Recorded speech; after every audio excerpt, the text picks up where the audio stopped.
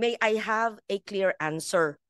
What is the formula being used by the DPWH in putting the NEP? Kasi may isang probinsya, ayoko naman banggitin, no? Kilala ko rin yung Kong. Ang liit-liit ng probinsya, ang liit-liit po. Ang laki ng budget sa NEP. Hindi, kaya nga importante makita. I repeat, wala po tayong hinuhusgahan. We're not imputing motives. But there is a province much smaller than Antique with more than double the NEP budget at lumaki pa sa GAB. Magaling siya. Hindi ko po babanggitin. Pero bubulong ko na lang mamaya. Hindi. Hindi ko sasabihin yung region. No. Because I don't want to impute any motive on anyone. Kailangan lang po, kung talagang seryoso tayo sa pagtutuwid ng reformang gusto po ninyong lahat tayo, let's have a clear formula. So that if any senator or representative or even LGU, your mayor, etc., how are we allocated? Bakit siya ganito? So walang inggitan kasi scientific, di ba? Kung scientific, kung science-based lahat, hindi kung sino malapit sa kusina, hindi arbitrary, hindi yung naglagay.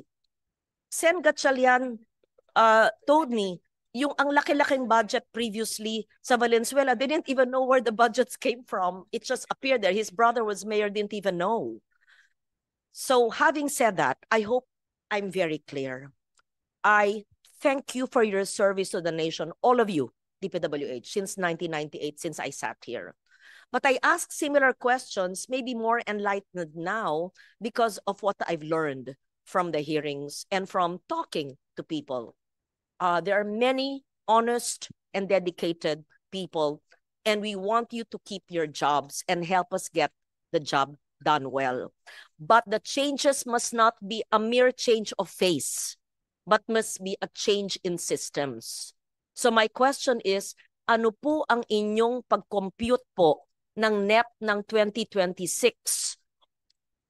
At pangalawa, paano nyo gagamutin yan sa 2026 na kaya naman namin gawin within the next 30 days before we go on plenary? A few weeks, actually. Thank you. Mr. Chairman, Madam Senator, thank you very much for all your inputs. No? Very, very important. But let me just categorically answer them. Number one, be quite frank, up until now, kami po ni Yusek Conti, lamang ako sa kanya ng ilang linggo. Hanggang ngayon po, hindi namin naiintindihan kung paano inallocate yung 2026 budget among legislative districts.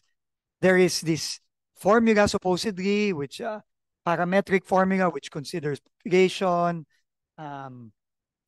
land area, etc., but we really cannot understand it. And to be honest, when Yusek Conti did a random check, hindi din nasusunod.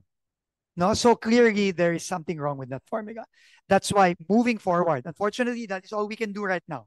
No, the budget now is in the hands of Congress, and of course we leave it up to the wisdom of Congress having the authority over making the budget more responsive to what our people's needs, But moving forward for 2027, we are going to completely scrap that formula of the former DPWH officials, and we will make the formula simpler, more straightforward, and will really be responsive to the needs of the community and thereby making it more equitable. That is our commitment to the Senate and to the people, Mr. Chairman.